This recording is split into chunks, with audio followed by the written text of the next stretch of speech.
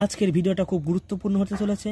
যদি এই ভিডিওটা শেষ অবধি দেখো তাহলে তোমরা জানতে পারবে একটি পাওয়ার ব্যাংক কিভাবে কাজ করে, এর মধ্যে কোন কোন কম্পোনেন্টস থাকে, সেই কম্পোনেন্টসের কাজ কি হয়, এবং কম্পোনেন্টসগুলো খারাপ হয়ে গেলে টেস্টিং কিভাবে করতে হয়, এবং পাওয়ার ব্যাংক কিভাবে রিপেয়ার করতে হয়, এবং এর ফল্ট ফাইন্ডিং কিভাবে করতে হয়। একটা ভিডিও সব কিছু।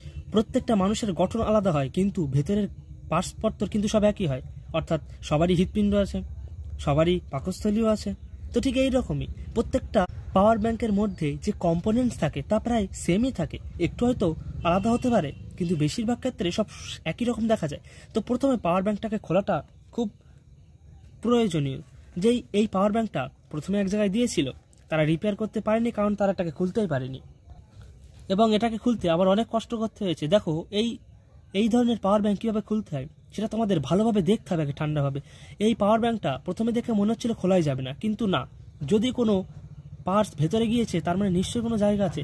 তো আমরা এই পাওয়ার ব্যাংকটা খুলেছি, এই সাইডে একটা দাগ ছিল, এখানে আমরা এইটা চাপ দিয়ে এইভাবে এমনভাবে কিন্তু আমরা খুলেছি। যদি এটাকে আমরা প্রায় খুলেই রেখেছি, আমরা কীভাবে করছি সেটা আমি দেখাচ্ছি। এইটা এইভাবে চাপ দিয়েছিলাম, আর এমনভাবে চারি সাইড দিয়ে ঠিক এমনভাবে কিন্তু এই ভেতরে দিয়ে এইভাবে করেছি। এর ভিতরে একটা আঠাও থাকে, ওর জন্য কখনো তোমরা হালকা করে গ্যাস লাইট দিয়ে একটু গরমে করে রাখতে পারো গ্যাসে। এটা খুবই সাবধানে করবে, তাড়াহুড়ো নয়। এবং এক সাইডে যখন আমি চাপ দেবে তখন সেখানে কোনো রকম একটা কাঠি জাতীয় কিছু জিনিস দিয়ে অন্য সাইড উঁচু করলে এটা তো খুলে যাবে। এবং তোমাদের দেখতে হবে অন্য কোম্পানিরগুলো কিভাবে খুলছে। এক একটা কোম্পানির পাওয়ার ব্যাংক এক এক রকমভাবে খুলতে হয়। এটা আমরা ওপর থেকে খুলেছি, এবং এটার সাইজ যে খুলেছি এটা এরকমভাবে ভেতরে চাপ দিয়েছি এবং হালকা করে এমনভাবে চার দিয়ে কিন্তু এটাকে তুলেছি। তো দেখো, এটাকে খুব সাবধানে করতে হয়, কারণ এর মধ্যে যে ব্যাটারি থাকে, পলিমার ব্যাটারি, এটা লিক হয়ে যেতে পারে। লিক হয়ে গেলে পুরো গেল। 10,000 mAh এর দুটো ব্যাটারি আছে এর মধ্যে, তো এটা তো থাকারই কথা 20,000 mAh এর ব্যাটারি। তো দেখো, এখানে একটা চার্জিং পয়েন্ট আছে, এবং এখান থেকে আসছে এই পয়েন্টে, এখান থেকে এই ডায়োডে আসছে, এটা প্লাস, ডায়োডের থেকে আসছে ক্যাপাসিটারে। সবকটাই একই রকমভাবে কিন্তু নাও থাকতে পারে। আর এই সাইড থেকে মাইনাসটা আসছে এই দিকে, এবং এটা কিন্তু কন্ট্রোল হয় যাতে এখান থেকে যে ভোল্টেজ আসে এটা ডাইরেক্ট এখানে 5 ভোল্ট আসে। কিন্তু এখান থেকে 5 ভোল্টের পরে যখন এই ব্যাটারিটা চার্জ হয় তখন কিন্তু এর মধ্যে একটা বিএমএস থাকে, অর্থাৎ ব্যাটারি ম্যানেজমেন্ট সিস্টেম, যেটার দ্বারা এটা কিন্তু সবসময় চিহ্নিত হয় যে এটা ফুল চার্জ হচ্ছে কি হচ্ছে না, এবং এর প্রোটেকশন থাকে অতিরিক্ত ব্যাটারি যাতে গরম না হয়ে যায়। এবং তারপরে এখানে থাকে একটা বুস্ট মডিউলার, অর্থাৎ ভোল্ট যেমন বেশি থেকে কমানো যায়, কম থেকে বেশিও করা যায়, তো সেটা নিয়ে আমি আলাদা ভিডিও করতে পারি। এই ব্যাটারির ভোল্ট তোমরা দেখতে পারো, এই ব্যাটারির ভোল্ট হচ্ছে 3.7 ভোল্ট। অর্থাৎ 3.7 ভোল্টের ব্যাটারিতে কখনোই চার্জ হবে না। তার জন্য কি লাগবে? একটা বুস্ট কনভার্টার, যেটা এর মধ্যেই ইনবিল্ড আছে। সেই বুস্ট কনভার্টার কি করে? এই 3.7 ভোল্ট থেকে 5 ভোল্ট তৈরি করে এবং 2 অ্যাম্পিয়ার তৈরি করে, যেটা একটা মোবাইল ফোনকে চার্জ দিতে সক্ষম। যদি এই দুটো ব্যাটারির থেকে ডাইরেক্ট ডেটা কেবল দিয়ে ফোনে গুঁজে দাও তাহলে কিন্তু চার্জ হবে না, বা কিছুটা হয়ে বন্ধ হয়ে যাবে, বা চার্জ হওয়া শো দেখাবে কিন্তু চার্জ বাড়বে না। তো এর জন্য বুস্ট কনভার্টার অবশ্যই প্রয়োজন। তো বেশিরভাগ খারাপ কী জিনিস আসে? ব্যাটারিতে আসে, সব থেকে বেশি আসে চার্জিং পয়েন্টের সমস্যা হলে সমাধান করা সুবিধা হয়, এবং আসে বুস্ট কনভার্টারে। আমি একটা উদাহরণ দেখাচ্ছি। এটা একটা সব থেকে কমা দামি বুস্ট কনভার্টার মডিউল। দেখো, এখানে একটা আইসি আছে এবং এর পিছনে ছোট্ট একটা কয়েল আছে। এটা থেকে 5 ভোল্ট তৈরি হয়, কিন্তু এটা খুব একটা ভালো না, একদম খুব কম দামে পাওয়া যায় 50-60 টাকায়। এতে কোনো ফোন ভালোভাবে চার্জও কিন্তু হয় না। তো চলো আমরা জানি এতে কত ধরনের সমস্যা আসে। দেখো, প্রথম সমস্যা হলো এটা চলেই না, অনই হয় না। কেন অন হয় না? হয়তো কখনো ব্যাটারি পুরো ডেড হয়ে যায়, বা ব্যাটারি ডেড হয় না, ব্যাটারির ভোল্টেজ একদম কমে যায়। এবং যদি চার্জিং পয়েন্ট খারাপ থাকে, দেখো কিছু ক্ষেত্রে ব্যাটারি খারাপ হয়, কিন্তু সেটা খুব কম ক্ষেত্রে দেখা যায়।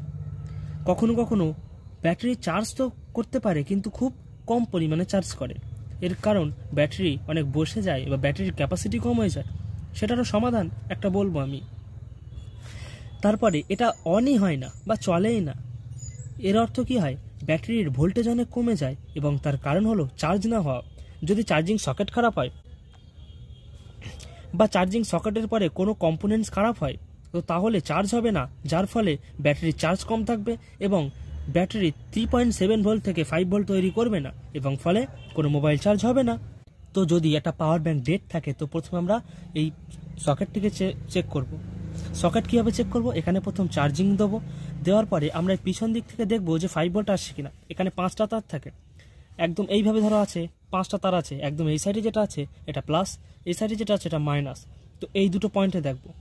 কিছু কিছু ক্ষেত্রে এই দুটোতে আগে করে একটা দুটো পয়েন্ট দেওয়া থাকে, দেখতে পাচ্ছ এখানে দুখানা ছোট ছোট বিন্দু আছে, এই একটা বিন্দু এবং এই একটা বিন্দু, এই বিন্দুটা প্লাস, এই বিন্দুটা কিন্তু মাইনাস।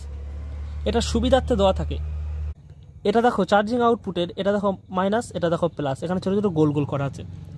এখান থেকে তুমি ভোল্টেজ চেক করতে পারো, এটা চেক করার জন্যই কিন্তু দেওয়া থাকে, যাতে সহজেই ভোল্টেজটা চেক করা যায়। এখানে আমরা মাল্টিমিটার দিয়ে চেক করব 5 ভোল্ট এখানে আসছে কিনা, তারপর দেখবো ডায়োডের মাধ্যমে আগে যাচ্ছে কিনা, ডায়োড ভালো আছে কিনা।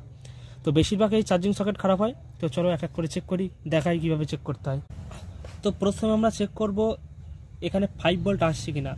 তো আমরা একটা চার্জার নেব, চার্জারের পিনটা আমরা এখানে এমনভাবে ঠিক দেব, দেওয়ার পরে আমরা এখানে ভোল্টেজটা চেক করব যেখানে 5 ভোল্ট আসছে কিনা। এটা ভোল্টেজ রেঞ্জে সেট করছি, দেখো এখানে ভোল্টেজ আসছে কিনা। এখানে 1.58 এমন ভোল্ট দেখাচ্ছে, এবং এটা খুলে দিয়ে দেখছি, দেখো ভোল্ট কম আসছে। অর্থাৎ কি, এই যে সকেটটা আছে সকেটের মুখে ময়লা জমে গিয়েছে, ভালোভাবে কানেকশন পাচ্ছে না, ওই জন্য এখানে কম ভোল্ট আসছে। নতুবা এখানে 5 ভোল্টই আসার কথা, কারণ চার্জার আমার কিন্তু পুরো ভালো চার্জার দিয়ে কিন্তু আমি টেস্ট করছি। তাহলে আমার সকেটের সমস্যা তো আমি বুঝতেই পেরেছি, কিন্তু আমি তবুও বাকি কি সমস্যা হতে পারে সেগুলো আমি বলবো। ধরো 5 ভোল্ট এখানে আসছে কিন্তু চার্জ হচ্ছে না, সেক্ষেত্রে আমরা কী করে দেখবো, এই ডায়োড চেক করব যে এই ঠিক এইভাবে।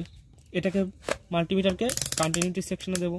তোমরা মাল্টিমিটার না থাকলে তোমরা টেস্টার কিনে নিতে পারো। দেখো এখান থেকে কিন্তু ভোল্টেজ যাচ্ছে, ঘুরিয়ে নিয়ে দেখবো আসছে না, তাহলে এটা ঠিক আছে।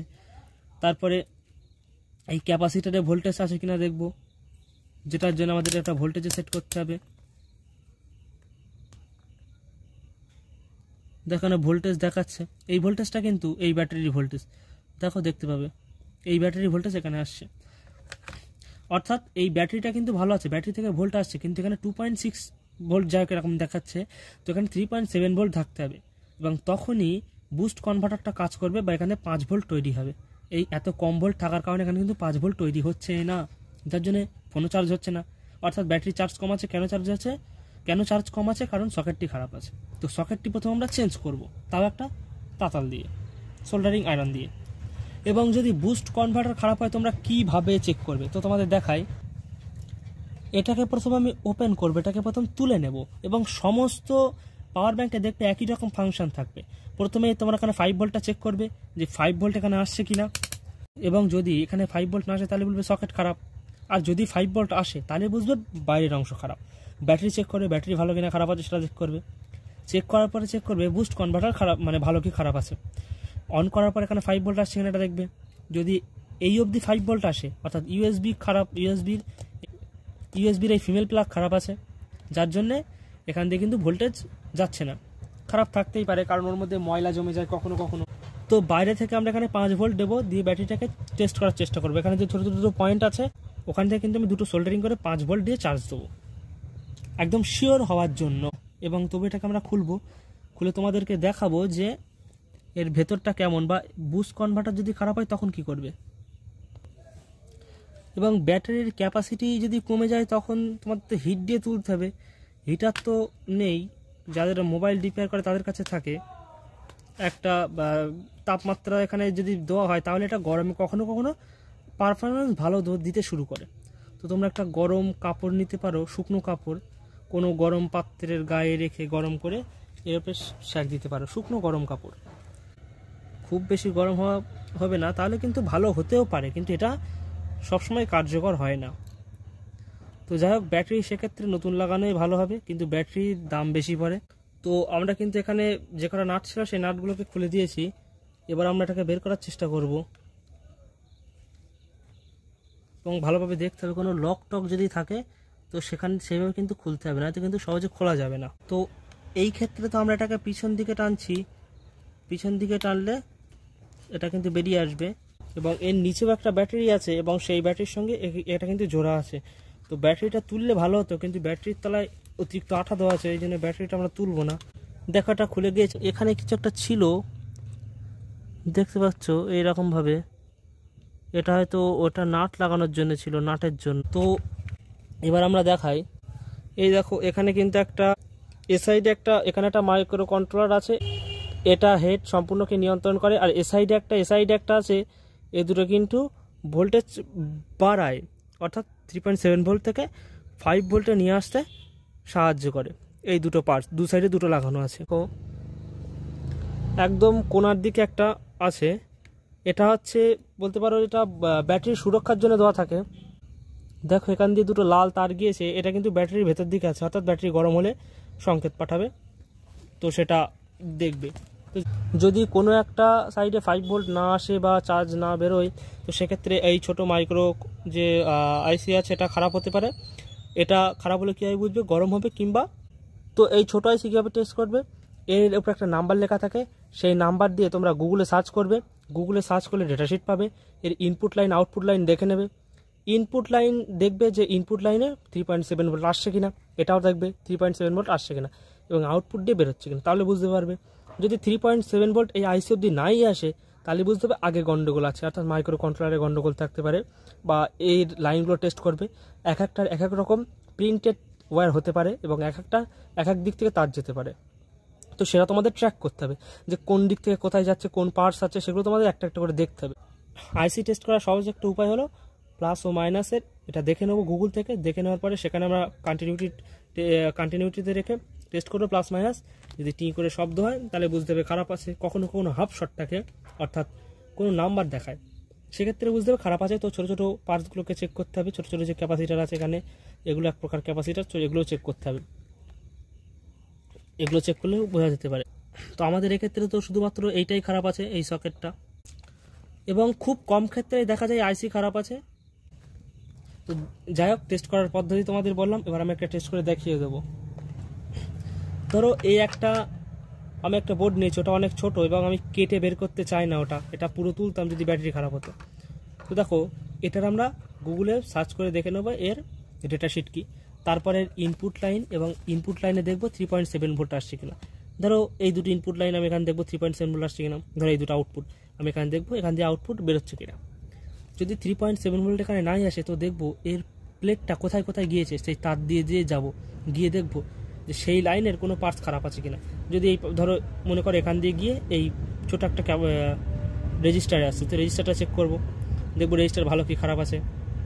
তারপরে এরকমভাবে সেই পাথগুলোকে আমি ফাইন্ড করতে করতে দেখবো, এবং যদি এটা খারাপ থাকে প্লাস মাইনাস দিলে শর্ট দেখা। এবং আইসি তোমরা কীভাবে টেস্ট করবে দেখবে, প্রথমে তোমরা দেখবে এখানে শর্ট আছে কিনা কোনো রকমভাবে, মাল্টিমিটারের এই প্রবে দিয়ে শর্ট দেখবে, তার আগে ব্যাটারিটা খুলে নিয়ে শর্ট দেখবে, প্লাস মাইনাস মানে যেখান থেকে ইনপুট হচ্ছে সেটা শর্ট দেখবে। এবং তারপরে কি করবে, এটা ভোল্টেজ দেবে, এখানে ব্যাটারি দেবে, ভালো ব্যাটারি দেবে, দেওয়ার পরে এখানে 3.7 ভোল্ট আসছে কিনা দেখবে, আর আউটপুট দিয়ে 5 ভোল্ট বেরোচ্ছে কিনা দেখবে। তো এর ইনপুট লাইন আউটপুট লাইন তোমরা গুগলে অ্যাভেলেবেল পেয়ে যাবে, নাম্বার দিয়ে সার্চ করলে ডেটাশিট বলে সার্চ করে চলে আসবে। তো রেজিস্টারের এরকমভাবে নির্দিষ্ট ভ্যালু তো আমি বলতে পারবো না, কারণ এক একটা ক্ষেত্রে এক এক রকম হতে পারে, এই জন্য সঠিক বলা মুশকিল। তো তোমরা এর জন্য গুগলের ব্যবহার করবে।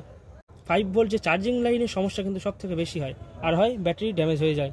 তো সকেট কখনো কখনো না এখানে তলায় পিন উঠে যায়, তো আমরা এটাকে চেঞ্জ করব। কিভাবে এই সকেটটাকে চেঞ্জ করব ডিটেলসে যদি আমি সকেটটিকে চেঞ্জ করা দেখাই তাহলে অনেক সময় লেগে যাবে। তো এই ভিডিওটা আমার অলরেডি তৈরি করা আছে, একটা শুধুমাত্র সোল্ডারিং আয়রন দিয়ে কিভাবে এই সকেট চেঞ্জ করতে হবে, এটা একটা ভিডিও তৈরি করা আছে। তো তোমরা সেই ভিডিওটা আমার ডিসক্রিপশানে লিঙ্ক দিয়ে দেবো, দেখে নেবে। এবং এই ক্যাপাসিটার কীভাবে চেক করতে হয় এরও একটা ডিটেল ভিডিও আছে। অবশ্যই তোমাদের জানতে হবে বেসিক জিনিসগুলো, নাহলে তোমরা কিন্তু কখনোই রিপেয়ার করতে পারবে না। এটার সমস্যা ছিল অন হচ্ছিল কিন্তু কোনো কিছু চার্জ হচ্ছিল না, এবং চার্জ বেরোচ্ছিলও না, ব্যাটারিতে চার্জ কম ছিল, আর খারাপ ছিল এই সকেট। যদি তোমাদের এই আইসি খারাপ হয় তখন তোমরা আইসি কোথায় পাবে? তো ঠিক এর একই রকম সিমিলার প্রোডাক্ট দেখবে, তার থেকে খুলে নিয়ে কাটাতে পারো, অনলাইনে অর্ডার করতে পারো, অনেক ওয়েবসাইট পাবে, অ্যামাজন, ফ্লিপকার্ট ইত্যাদি আরও অনেক আছে। তো তোমরা সেখানে দেখতে পারো যে সেখানে অ্যাভেলেবেল আছে কিনা। যদি এমন কোনো সমস্যা হয়ে থাকে যেটা তোমরা ফল্ট ফাইন্ডিং করতে পারছো না, বা ভিডিওর মধ্যেও আমি সেটা বলতে পারিনি, তো তোমরা অবশ্যই আমাদের সঙ্গে যোগাযোগ করতে পারো, কমেন্টে জানাবে। যে কোনো প্রকার দামি OnePlus হেডফোন ইত্যাদি ইয়ারবাডস এখানে রিপেয়ার করা হয়। ডিসক্রিপশানে নাম্বার আছে। তো অল ইন্ডিয়া আমরা হোম ডেলিভারি দিয়ে থাকি। তো তোমরা তোমাদের OnePlus বা ইত্যাদি দামি হেডফোন রিপেয়ার করানোর জন্য আমাদের কাছে পাঠাতে পারো। তো চলো ভিডিওটা আগে নিয়ে যাই। ব্যাটারি যদি খারাপ হয় তো আমি বলবো ব্যাটারি তোমাদের ঠিক করার প্রয়োজন নেই, তোমরা নতুন কিনতে বলাটাই শ্রেয় হবে, কারণ ব্যাটারি তো সহজে পাওয়া যাবে না, আর পাওয়া গেলেও দাম বেশি নেবে। কোনো প্রশ্ন থাকলে কমেন্টে জানাবে এবং আগে শেখার জন্য অবশ্যই আমাদের চ্যানেলকে সাবস্ক্রাইব করে রাখবে।